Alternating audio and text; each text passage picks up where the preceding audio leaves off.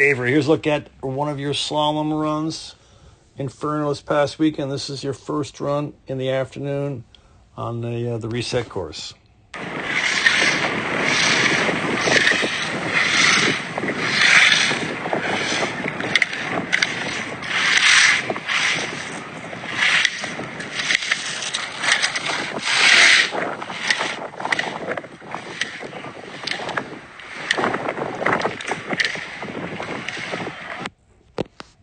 All right. It's clearly a firm surface, as you remember, which meant we really had to be on the outside ski. Right? This is a lot of kind of two-footed or weight on both skis, so you can see the spray and kind of skidding a bit here.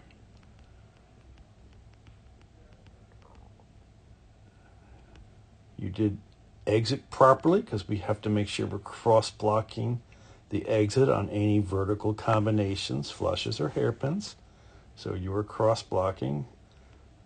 Need to see a lot more ankles and knees and roll these skis up to high edge angle at the top of the turn and really stay on the outside ski.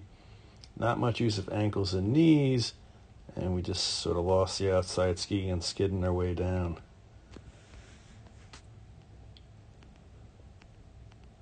Because you came out low, didn't have good direction or high line coming out, it's going to make this turn awfully tough. So we didn't have any space above the gate where we're intersecting rise lines, so I had no choice, kind of just whip them around, chuck them around.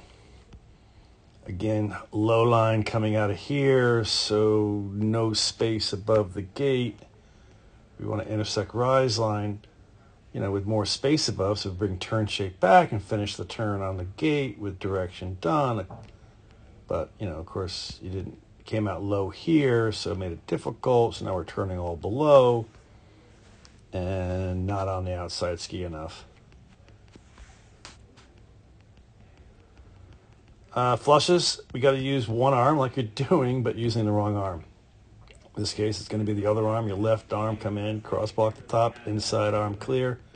You have to cross block coming out. Here, your inside arm clearing coming out. So we don't have quite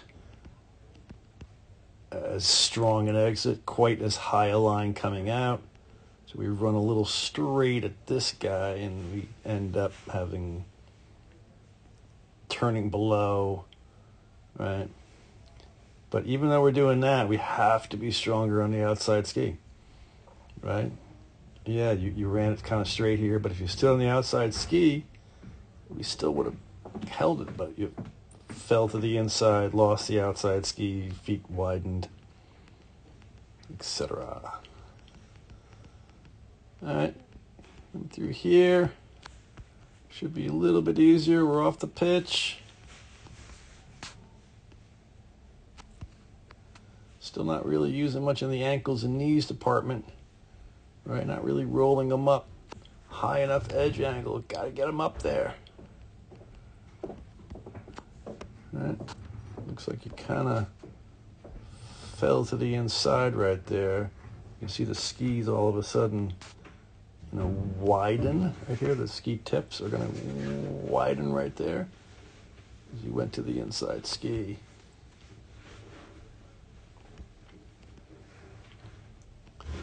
Need to get hips over the boots at the top of the turn. Obviously, you can see yourself, on your heels, sitting back, hips way back. So, got to move forward in this transition right now. Right, so we got to use ankles and knees. Rolling them both up. Nice high edge angle, top of the turn, creating a platform to push against.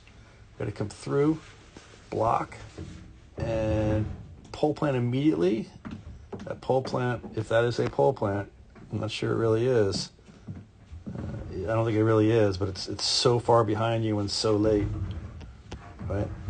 So we got to clear the gate with our ski pole a little bit more horizontal to the snow.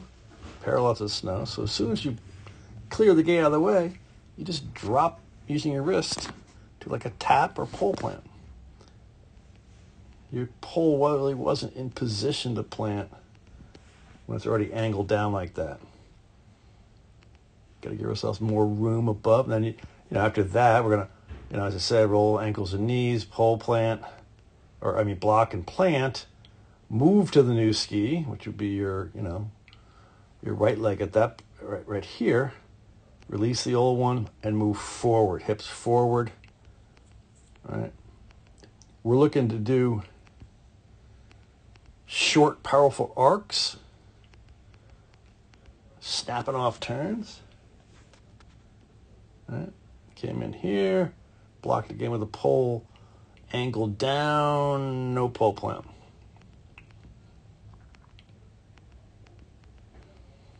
Okay, here's the hairpin. We talked about how we need to be cross-blocking the exit. You came in, cross-block the top, and then you inside arm clear. So hairpins, you have two choices. Either inside arm clear, which would be your left arm right here, and then use that arm to cross-block out. But the preferred way is alternating hands. Come in, cross-block like you are, switch hands. Switch hands. Now your left hand would block these out. Right.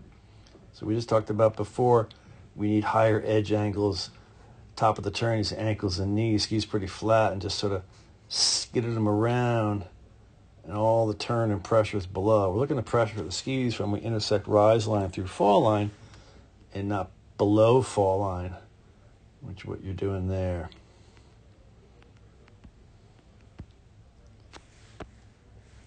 A little better with the hips moving a little forward there. That was a good job. We need to be consistent with that. We just need to really roll these skis up. Higher edge angle. They're pretty flat, so you're going to skid. And on the flat here, it's harder on the steep. I get it. But you got to at least start doing it on the flat. Because all these are just skidding the top of the turn, scrubbing speed.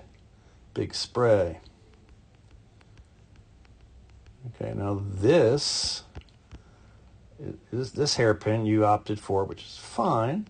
Inside arm clear, using the same arm, cross blocking out. That's okay. Preferred way is to alternate hands, but that is an acceptable way, and sometimes we do want to use that.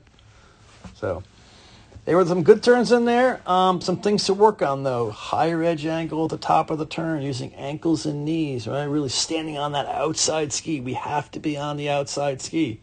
We're looking to snap off some turns, short, powerful arcs. We're going to cross block with our ski pole more parallel to the snow, dropping it then for a quick pole tap or pole touch. At that point, we want to release the old ski, move to the new ski, move forward, hips over the boots at the top of the next turn. Let's work on it. I know that's a lot, but I know you can do it, and let's work on it this weekend.